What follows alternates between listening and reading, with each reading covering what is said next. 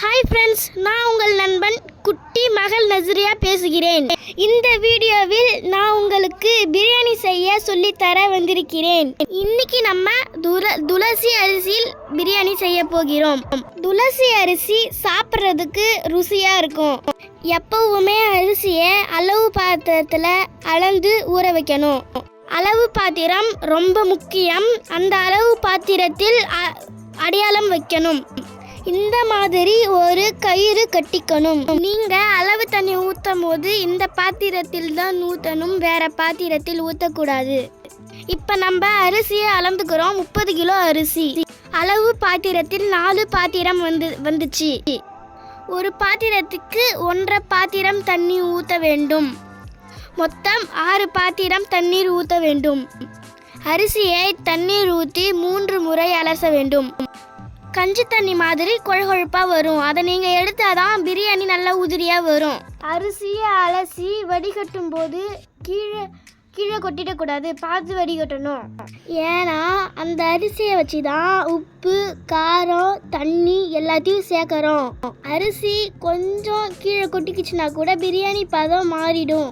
அதனால் மாஸ்டர் நீங்களே உங்கள் கையால் செய்யுங்க. அரிசியை முன்னாடி பிசைஞ்சு ஊற வைக்கணும். ஊறின பிறகு அரிசியை பிசைஞ்சிங்கன்னா அரிசி உடஞ்சிரும். இங்கே பாருங்க, நான் வடிகட்டுறேன். எவ்வளோ குழகுழப்பாக தண்ணி ஊற்றுது பாருங்க. முதல்ல அரிசியை ஊற வச்சுட்டு அதுக்கு பின்னாடி வெங்காயம், தக்காளி வெட்டுங்க. இப்போ நம்ம பிரியாணி செய்கிறதுக்கு பட்டை, கிராம்பு, ஏலக்காய் எடுத்துக்கணும். இதோட அளவுலாம் டிஸ்பிளேயில் கொடுத்துருக்கோம். நீங்கள் பார்த்து நோட் பண்ணி சூப்பராக செய்யுங்க. பட்டை, கிராம்பு, ஏலக்காய் எண்ணெயில் சேர்க்கும் போது தீச்சல் விட்டுறக்கூடாது, வாசனை மாறிடும். பிரியாணி செய்யறதுக்கு எல்லா பொருளும் முன்னாடியே ரெடி பண்ணி வச்சுக்கோங்க. இப்போ நம்ம பிரியாணிக்கு தேவையான மசாலா பார்க்கலாம். தனி மிளகாய்த்தூள் 150 கிராம் சேர்த்துக்குங்க. காரம் கரெக்டாக இருக்கும். தனி மிளகாய் தூள் நாங்கள் எங்கே சேர்க்குறோன்னு பாருங்கள். அங்கே சேர்த்தா கலர் கரெக்டாக இருக்கும். இப்போ நான் காமிக்கிற எல்லா மசாலா அளவையும் டிஸ்பிளேயில் கொடுத்துருக்கேன் பாருங்கள். இன்றைக்கி 30 கிலோ அரிசி, 25 கிலோ கறி பிரியாணி செய்ய போகிறோம். அரிசி கூட கறி அதிகமாக சேர்க்கும் போது மசாலா அதிகமாக போட தேவையில்ல. கறி கொஞ்சமாக சேர்க்கும் போது மசாலா கூட சேர்த்துக்கணும். அப்போ தான் பொன்னி அரிசி பிரியாணி செய்து சாப்பிடும்போது நல்லாயிருக்கும். உங்களுக்கு ஒன்றே சொல்லிக்கிறேன். தமிழ்நாட்டில் அரிசிக்கு சமமாக கறி சேர்த்து எல்லாரும் சாப்பிட்றதில்ல. அவங்க வசதிக்கு ஏற்ற மாதிரி எங்கள் அப்பா செய்வார். ஆனால் அரிசியும் கறியும் சமமாக சேர்த்து செய்யும் போது நல்லாயிருக்கும். அதான் ஒரிஜினல் பிரியாணி. இது எங்கள் அப்பாவுக்கு தெரியும். கடவுள் எல்லாரையும் பணக்காரங்களாக படைக்கலை. இப்போ நான் இங்கே காமிக்கிற மசாலாலாம் சேர்த்துக்குங்க. அப்போ தான் சாப்பாடு நல்லா டேஸ்ட்டாக இருக்கும், ருசியாக இருக்கும். இது உங்கள் சாய்ஸ். நீங்கள் மசாலா சேர்த்துக்கினாலும் சேர்த்துங்க, இல்லைனா விட்டுனாலும் விட்டுருங்க. ஆனால் இந்த அரிசிக்கு மசாலா சேர்த்தா சாப்பிட்றதுக்கு நல்லாயிருக்கும். காரம் பார்த்துட்டு மிளகுத்தூள் கடைசியாக சேர்த்துக்கோங்க. இப்போது நம்ம பிரியாணி செய்கிறதுக்கு என்னென்னு பார்க்கலாம். 1.5 லிட்டர் நெய், 5 லிட்டர் எண்ணெய். அரிசி கூட கறி அதிகமாக சேர்க்கும் போது 1 லிட்டரு எண்ணெய் குறைச்சிக்கணும். ஏன்னா கறியோட கொழுப்பு எண்ணெய் அதிகமாக வரும். நீங்கள் கறி கம்மியாக சேர்க்கும் போது 5 கிலோவுக்கு 1 லிட்டரு எண்ணெய் சேர்க்கணும். இப்போவும் எங்கள் அப்பா சொல்கிற மாதிரி பச்சை மிளகா, புதினா, கொத்தமல்லி தழையை அலசி எடுத்துக்கோங்க. கண்டிப்பாக பிரியாணியில் கருவேப்பிலையை சேர்த்துங்க. நல்லா வாசனையாக இருக்கும், உடம்புக்கு நல்லது. ஒரு கைப்பிடி அளவு சேர்த்தா போதும். அடுப்பு பற்ற வைக்கிறதுக்கு முன்னாடி வெங்காயம், தக்காளி, இஞ்சி, பூண்டு வெட்டி அரைச்சி எடுத்து வச்சுக்கோங்க. அடுப்பு பற்ற வைக்கிறதுக்கு முன்னாடி எல்லாத்தையும் ரெடி பண்ணி வச்சுக்கோங்க. அப்போ தான் டென்ஷன் இல்லாமல் பிரியாணி சூப்பராக செய்யலாம். வெங்காயம், தக்காளி ஸ்லைஸாக வெட்டிக்குங்க. அப்போ தான் சீக்கிரம் வதங்கும். எப்பவுமே பிரியாணிக்கு பூண்டு தோலை உரித்து அரைச்சி சேர்த்துக்குங்க. வாசனையாக இருக்கும், ருசியாக இருக்கும். பூண்டு தோலை உரித்து அரைச்சி சேர்த்துக்கும் போது உங்களுக்கு சீக்கிரம் அடி பிடிக்காது. பூண்டு தோலை உரித்து அரைச்சி சேர்க்கும் போது சீக்கிரமாக செரிக்கும். சின்ன பசங்களுக்கு வயிற்று வலிக்காது. இஞ்சியை நல்லா தண்ணியில் அலசி மண் இல்லாமல் அரைச்சிக்கோங்க. இந்த மாதிரி நைஸாக அரைங்க, திப்பியே அரைக்காதீங்க. அப்போ தான் எண்ணெயில் நல்லா வதங்கி பச்சை வாசனை போகும். இப்போ நம்ம சிக்கனை அலசி ஊற வைக்கலாம். சிக்கனை மஞ்சத்தூள் சேர்த்து 3 முறை அலசுங்க. தண்ணி இல்லாமல் வடிகுடையில் வடிகட்டுங்க. அப்போ தான் மசாலா போட்டு கலக்கும் போது கறி கூட ஒட்டிகிட்டு இருக்கும். அரிசி கூட கறி சேர்த்து செய்யும் போது 100 கிராம் பீஸ் வெட்டிக்கங்க. அப்போ தான் கறி உடையாமல் முழுசாக கிடைக்கும். அப்புறம் இந்த மாதிரி அலசி மசாலா போட்டு ஊற வைக்கும் போது சீக்கிரமாக கறி நம்மளுக்கு உடையாது.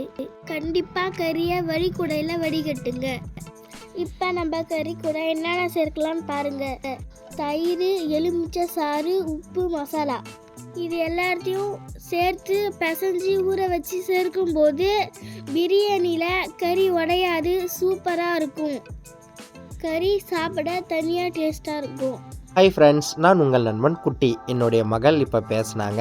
அப்பா நீயே அடிக்கடி பேசிகிட்டு இருக்கேன், நான் கொஞ்சம் நேரம் பேசுகிறேன்னு சொன்னாங்க. அதனால் கொஞ்சம் நேரம் பேசுனாங்க.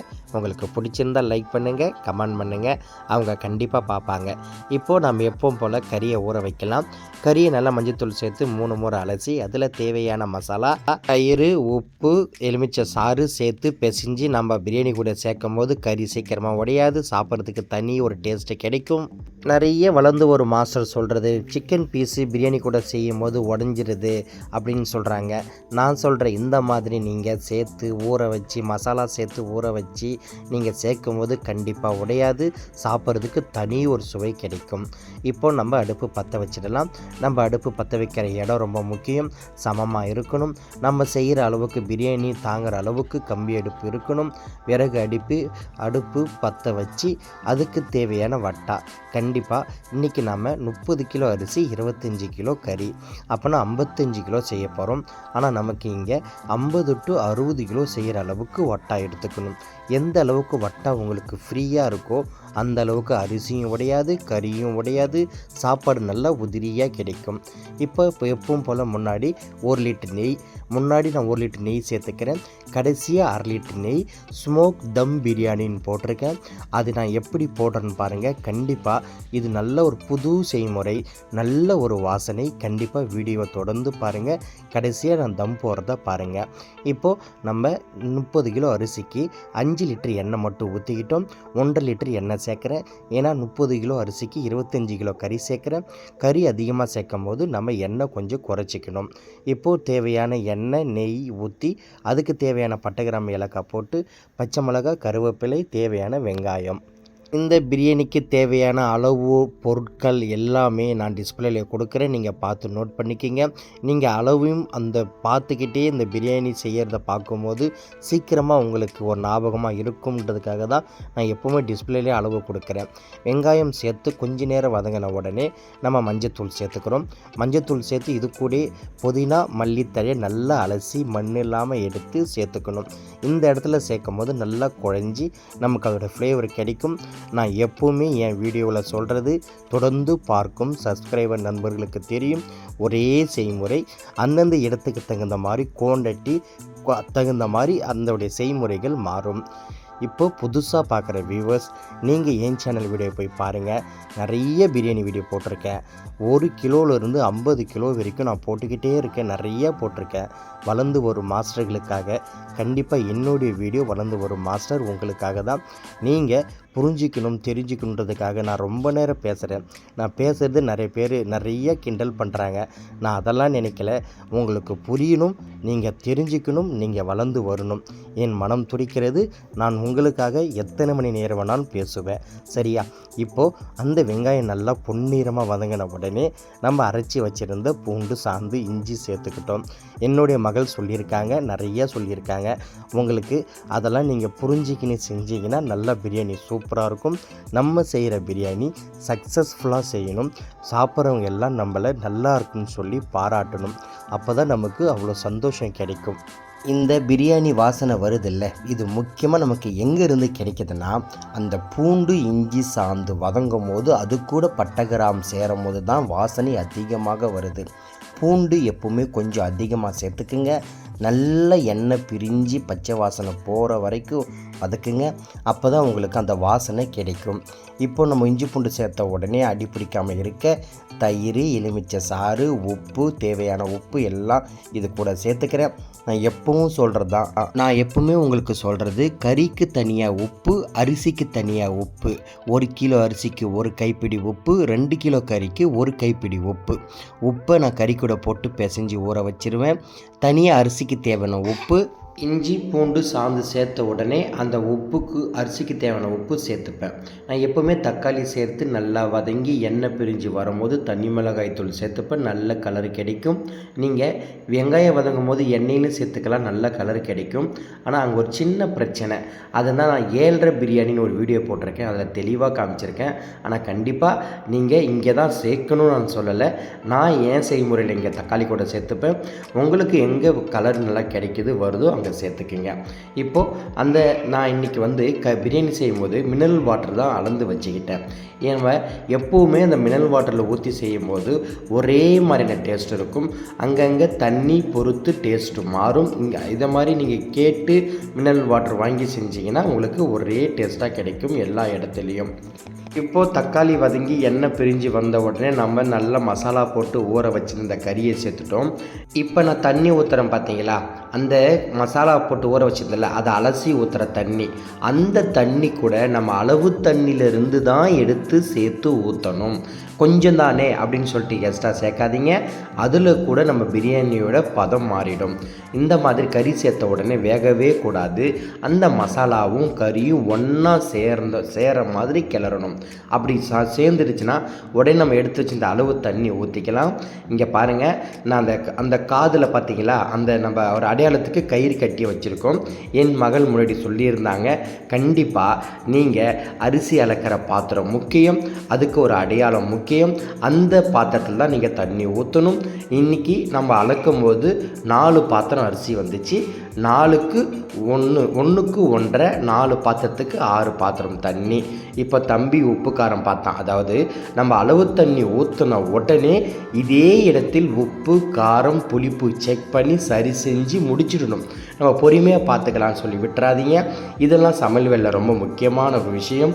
இப்போது நம்ம அந்த அளவு தண்ணி ஊற்றின உடனே இங்கே அரிசியை வடிகட்டி வச்சுக்கணும். ஏன்னா இன்றைக்கி நம்ம கறி சேர்த்து செய்யும் போது அந்த கறி கொஞ்சம் கொதித்தாலும் கறி உடைஞ்சிரும், தண்ணி அளவு குறைஞ்சிரும், நமக்கு பிரியாணி பதம் மாறிடும். அதனால் நம்ம அரிசியை தான் முன்னாடியே ஊற வச்சிடறோம் இல்லையா, அதனால் நல்லா ஊறிடும்.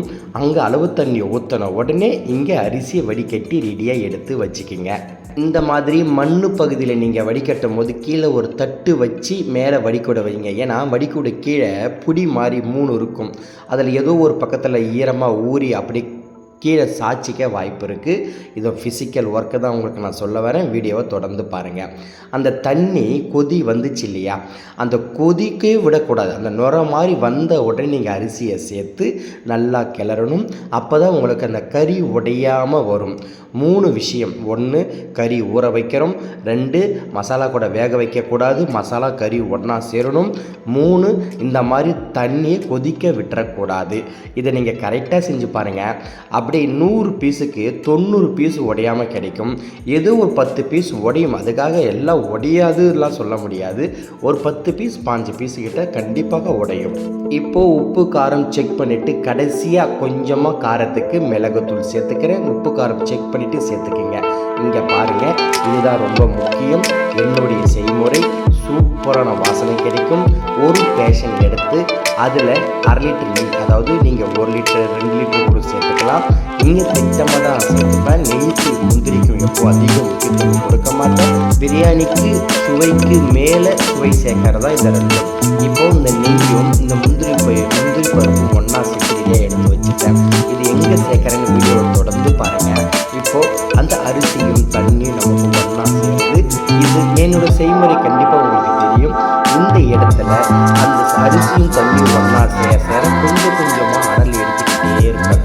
அப்போ தான் நமக்கு அதிக வேக்காடு இருக்காது, சாப்பாடு தீஞ்சு போயிடாது, கறி ரொம்ப வெந்து உடைஞ்சிடாது. எவ்வளோ விஷயம் இருக்குது இந்த விறகு எடுக்கிற விஷயத்தில். நீங்கள் இந்த மாதிரி இந்த அளவுக்கு அனல் இருந்தாலே போதும். இந்த உள்ள பார்த்தீங்களா அது நீரும் அந்த சாப்பாடு ஒன்றா சேர்ந்துருச்சு. இந்த ஒரு பக்குவத்தில் இருக்குது. இந்த டைமில் பொறுமையாக கரண்டியை அடிக்கடி நீங்கள் வெளியில் எடுத்து கிளறக்கூடாது. நீங்கள் ஒரு முறை எடுத்து இன்னொரு முறை உள்ளே கரண்டி விடும்போது ஒரு பீஸ் உடையும். அதனால் கரண்டி உள்ளே வச்சு நீங்கள் 4 பக்கமும் இப்படி ஷேக் பண்ணி அடியை பெரட்டி கிளறி விடுங்க. இப்போ நான் சொன்னேன் இல்லையா, இந்த மாதிரி தம் போட போகிற டைமில் நெய்யை நம்ம ஊற்றுவோம், முந்திரி போய் மேலே போடுவோம். நான் என்ன செய்கிறேன், ஆனால் இந்த மாதிரி பாத்திரத்தை கொஞ்சம் பேஷனாக இருக்குல்ல, பெரிய பேஷன் அந்த மாதிரி எடுத்து வச்சிங்கன்னா இன்னும் உங்களுக்கு முந்திரி நல்லா மொறுமொறுப்பாக பொரிஞ்சு கிடைக்கும். இந்த மாதிரி எடுத்து நடுவில் வச்சுட்டு புதினா மல்லியை சுற்றி தூவி நம்ம எப்பவும் போல தட்டு மூடி நம்ம நெருப்பு கந்தண்ணி மேலே போடுவோம். மேலே போடும்போது அப்படியே நம்ம உள்ள அந்த நெய்யும் முந்திரி, அதாவது நல்லா பாருங்கள், ஒரு ஸ்வீட் செய்யும் போது அந்த நெய் கூட முந்திரி பொரிக்கும் போது ஒரு வாசனை வரும் பார்த்தீங்கன்னா, சூப்பராக இருக்கும். அதாவது முந்திரியை நெய்யில் பொரிச்சாதான் நமக்கு அந்த வாசனை முறுமுறுப்பாக அந்த கிறிஸ்பியாக சாப்பிட்றதுக்கு சூப்பராக இருக்கும்.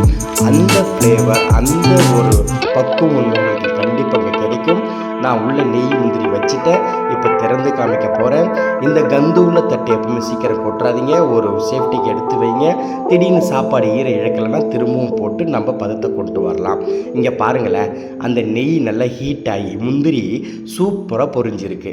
கண்டிப்பாக இது எப்படி தான் அந்த முந்திரி நெய் பொரிஞ்சு அந்த வாசனை சாதம் ஃபுல்லாக ஃப்ளேவர் மாதிரி சூப்பராக இருக்கும். நீங்கள் ஒரு முறை இந்த மாதிரி செஞ்சு பாருங்கள். இப்போது அந்த நெய்யோடு முந்திரி பயிரை இந்த மாதிரி நான் சாதத்து மேலே தூவி கொட்டி கிளறி தம்மு உடைச்சா ஐயோ போங்க, அப்படியே சூப்பராக இருக்கும் வாசனையோட.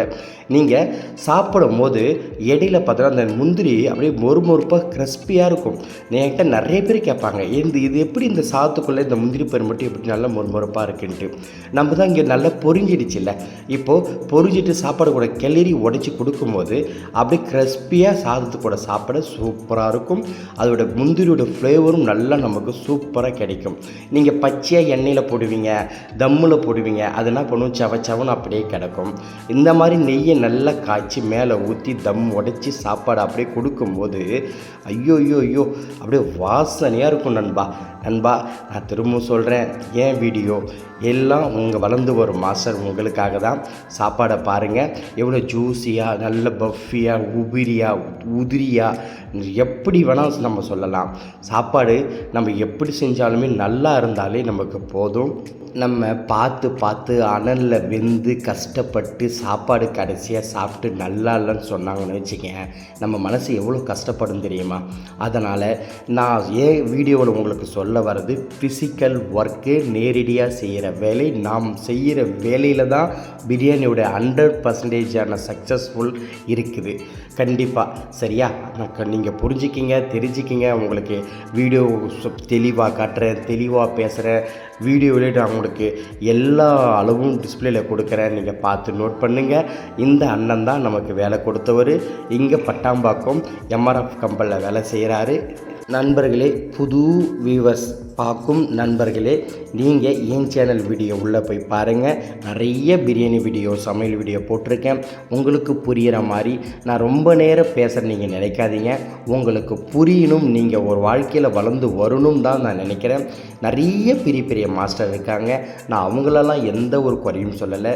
வளர்ந்து கஷ்டப்பட்டு வரும் தோழர்கள், என் நண்பர்கள், நான் வளரும் போது எனக்கு இந்த மாதிரியான சொல்லிக் கொடுக்க மாட்டாங்களா அப்படின்னு சொல்லி நான் எவ்வளோ வீடியோக்கள் பார்த்துருக்கேன். இன்றைக்கி நான் ஒரு நல்ல முறையில் சமையல் செய்யும் போது இதை நான் சொல்லிக் கொடுக்கணும்னு என் மனம் துடிக்கிறது.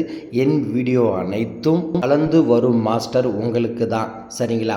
என் வீடியோவை நீங்கள் சப்ஸ்கிரைப் பண்ணட்டாலும் பரவாயில்ல, ஷேர் பண்ணுங்கள். ஏன்னா எங்கோ வளர்ந்து கஷ்டப்பட்டு யாராவது சொல்லிக் கொடுக்க மாட்டாங்களா, இந்த மாதிரி வீடியோ கிடைக்குமான்னு சொல்லி இருக்கிற நண்பர்கள் நிறைய பேர் இருக்காங்க.